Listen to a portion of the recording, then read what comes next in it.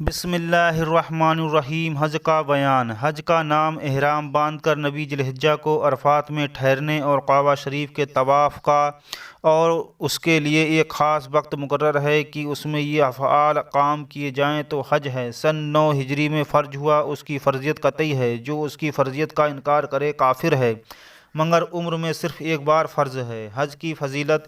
حضور نبی کریم صلی اللہ تعالیٰ علیہ وسلم نے ارشاد فرمایا، حاجی اپنے گھر والوں میں سے 400 کی صفحات کرے گا اور گناہوں سے ایسا نکل جائے گا جیسے اس دن بے گناہ تھا جب ماں کے پیٹ سے پیدا ہوا۔ دوسری حدیث میں ہے، حضور سید عالم صلی اللہ تعالیٰ علیہ وسلم نے ارشاد فرمایا، حج اور عمرہ محتاجی اور گناہوں کو ایسے دور کرتا ہے جیسے بھٹی لوہے، چاندی اور سونے کے میل کو دور کرتی ہے، اور حج مبرور کا ثواب جنت ہی ہے۔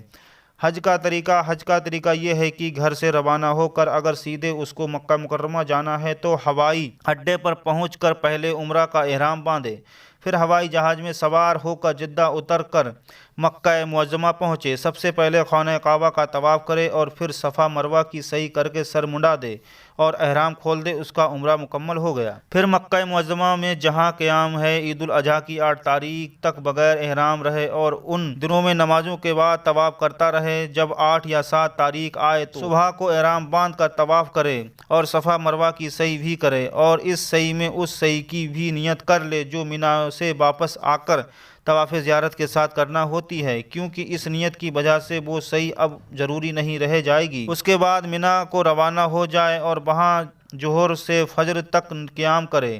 9 تاریخ کی صبح کو سورج بلند ہونے کے بعد عرفات کے میدان کے لیے روانہ ہو، وہاں جا کر کسی خیمے میں قیام کرے۔ حضور ظہر اور عصر کی نمازیں اپنے اپنے وقتوں میں اپنی جماعت کے ساتھ ادا کرے اور دعا وغیرہ میں مشغول رہے، خوب گڑ گڑا کر اور رو رو کر دعائیں کرے یہاں تک کہ مغرب کا وقت ہو جائے۔ لیکن یہاں مغرب کی نماز نہیں پڑھنا ہے، بلکہ مغرب کے 10-5 منٹ بعد بغیر نماز پڑھے مزدلفہ کے لیے روانہ ہو جائے اور مزدلفہ پہنچ کر عشاء کے وقت میں پہلے مغرب کی اور اس کے فوراً بعد عشاء کی نماز پڑھے، پھر آرام کرے اور صبح جلد اٹھ کر فجر کی نماز پڑھے۔ اس کے بعد یہاں سے 70 کنکریاں چن کر ان کو دھو لے اور اپنے ساتھ رکھ لے اور منی کے لیے روانہ ہو جائے۔ منی پہنچ کر اگر ہو سکے تو جلدی جا کر بڑے شیطان کے ستون کھمبے پر 7 کنکریاں مارے، اور اگر آرام کرنے کے بعد عصر کے وقت ہو جائے جب بھی کوئی حرج نہیں۔ اس کے بعد مکہ آ کر طواف زیارت کر لے، چاہے تو پہلے قربانی کر لے، اس کے بعد بال منڈا کر احرام اتار دے اور پھر مکہ جا کر طواف زیارت کر لے۔ اب سعی کی ضرورت نہیں، اس لیے کہ حج کا احرام باندھنے کے بعد جو طواف کیا تھا اس میں اس سعی کی نیت بھی کر لی تھی۔ اس کے بعد 11-12 تاریخ میں منی میں قیام کرنا اور دونوں دن تینوں شیطانوں کے کنکریاں مارنا ہے۔ 12 تاریخ کو سورج ڈوبنے سے پہلے مکہ مکرمہ کے لیے روانہ ہو جائے۔ اگر رات تک وہاں ٹھہر گیا تو پھر 13 تاریخ کی کنکریاں مار کر واپس آنا ہوگا۔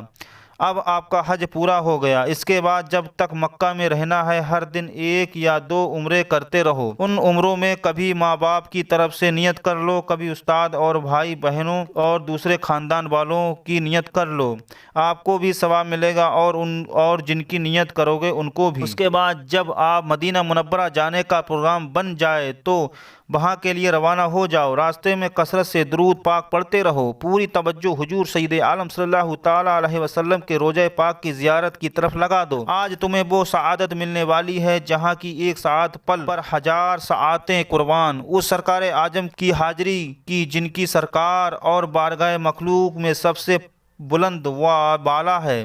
مدینہ طیبہ پہنچ کر جتنی جلد ہو سکے حضور کے روضے پر حاضر ہو جاؤ۔ نہایت ادب کے ساتھ سر جھکائے روتے ہوئے، اور رونا نہ آئے تو رونے والے جیسا منہ بنائے ہوئے حاضری دو۔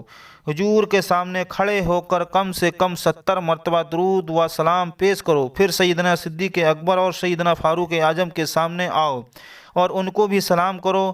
یہاں 8-9 دن سے زیادہ رہنے کو نہیں ملتا، لہٰذا پابندی سے مسجد نبوی میں 40 نمازیں پوری کر لو، کہ جو حضور کی مسجد میں 40 نمازیں پڑھ لیتا ہے دوزخ اور نفاق سے اس کے لیے آزادی لکھ دی جاتی ہے۔ خیال رہے کہ آج کل حرمین میں نجدی وہابی امام ہیں، لہٰذا ہرگز اس کے پیچھے نماز نہ پڑھیں، بلکہ اپنے وقتوں پر اپنی جماعت کریں یا پھر علیحدہ اپنی نماز پڑھیں۔